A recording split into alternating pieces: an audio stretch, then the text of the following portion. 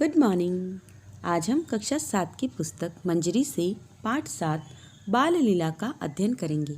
इस पाठ के अंतर्गत हम सूरदास जी और तुलसीदास जी के द्वारा लिखे गए कुछ पदों का अध्ययन करेंगे और उनके अर्थ को जानेंगे। सूरदास जी का जन्म सन 1478 ईस्वी में मथुरा में हुआ था और इनकी मृत्यु सन 1585 ईस्वी में हुई थी। इनके पदों में कृष्ण की बाल लीलाओं और प्रेम लीलाओं का बड़ा ही मनोरम वर्णन मिलता है। और तुलसीदास जी का जन्म सन 1511 ईस्वी में कासगंज एटा में हुआ था और इनकी मृत्यु 1623 ईस्वी में हुई थी। इन्होंने विश्व प्रसिद्ध महाकाव्य रामचरितमानस की रचना की थी। सबसे पहले हम सूरदास जी के पदों का अध्ययन करेंगे। मैया मोही दाऊ बहुत खिंचायो, मूसो कहत मोल को लीन हो, तू जसुमती कब जायो।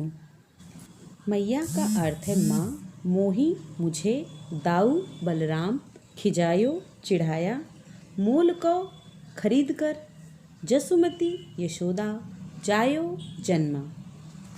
अब इन पंक्तियों का अर्थ। कृष्ण माता यशोदा से बलराम की शिकायत करते हैं और कहते हैं, माँ मुझे दाऊ बहुत चिढ़ाते हैं, मुझसे कहते हैं मुझे खरीद कर लाया गया है, मुझे यशोदा ने जन्म नहीं दिया है। कहा करूं यही ऋषि की मारे, खेलन हो नहीं जात, पुनि पुनि कहत कौन है माता, को है तेरो तात।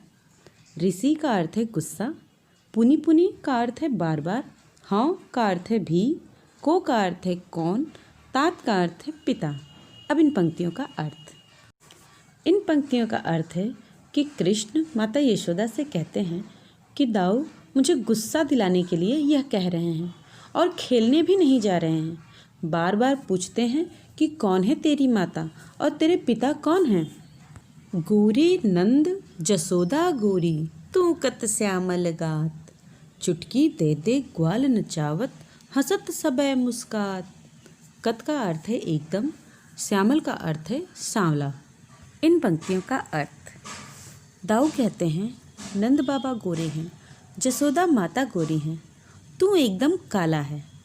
यही कहकर चुटकी बजा बजा कर सब ग्वालों को नचाते हैं और सब मुझ पर हंसते और मुस्काते हैं। तू मोही को मारन सीखी, दाऊ ही कबहु न खींच है, मोहन मुख रिसकी ये बातें, जसुमती सुनी सुनी रीझ है। खींचे का अर्थ है गुस्सा होना और रीझे का अर्थ है मोहित होना। अब इन पंक्तियों का अर्थ। कृष्ण माता यशोदा से कहते हैं कि मैया तू मुझे ही मारती है, दाऊ पे कभी भी गुस्सा नहीं करती। कृष्ण के मुंह से ये गुस्से की बातें सुनकर यशोदा मोहित हो रही हैं।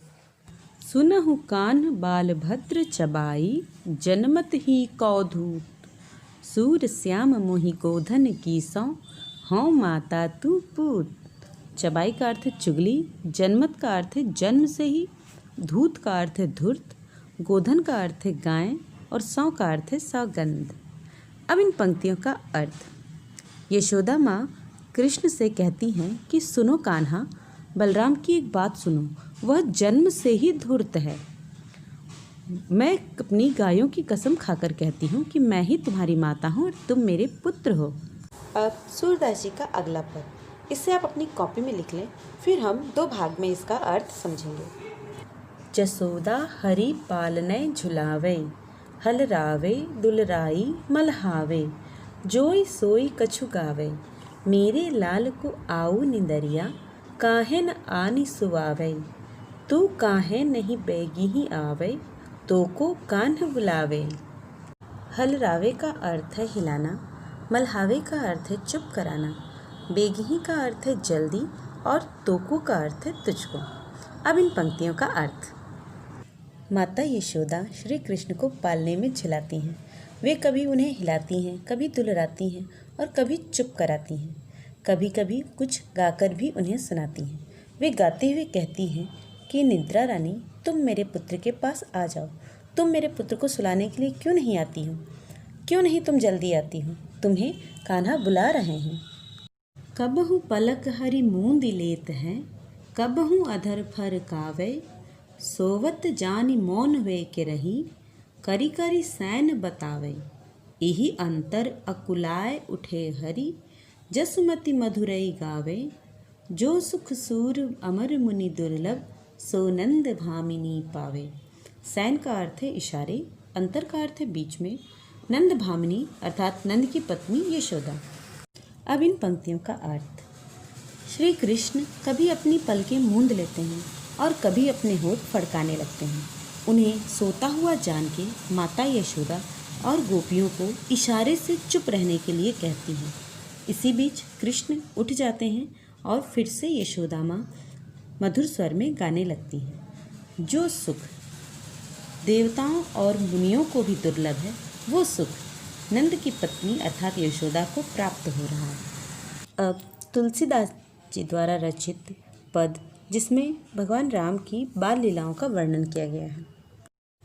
तन की दूती श्याम सरोरुह, लोचन कंज की मंजुल ताई हरे, अति सुंदर सोहत धूरी भरे, छवि भूरी अनंग की दूरी धरे।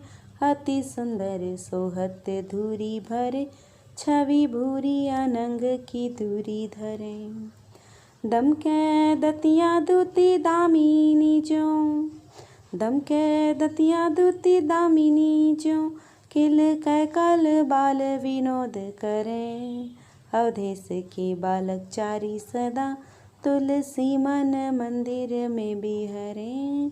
अवधेश के बालक चारी सदा, तुलसी मन मंदिर में बिहरे।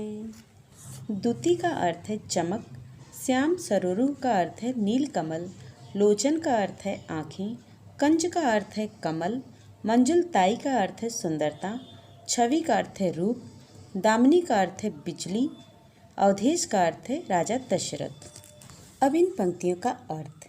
जिनके शरीर की चमक नीले कमल के जैसी है, जिनकी आँखें कमल से भी ज़्यादा सुंदर हैं, धूल में सने हुए होने के बाद भी उनका जो रूप है वो कामदेव से भी ज़्यादा आकर्षक है, जिनके दांत बिजली की तरह चमक रहे हैं और वे किलकारी मार के मनोहर बाल लीलाएं कर रहे हैं।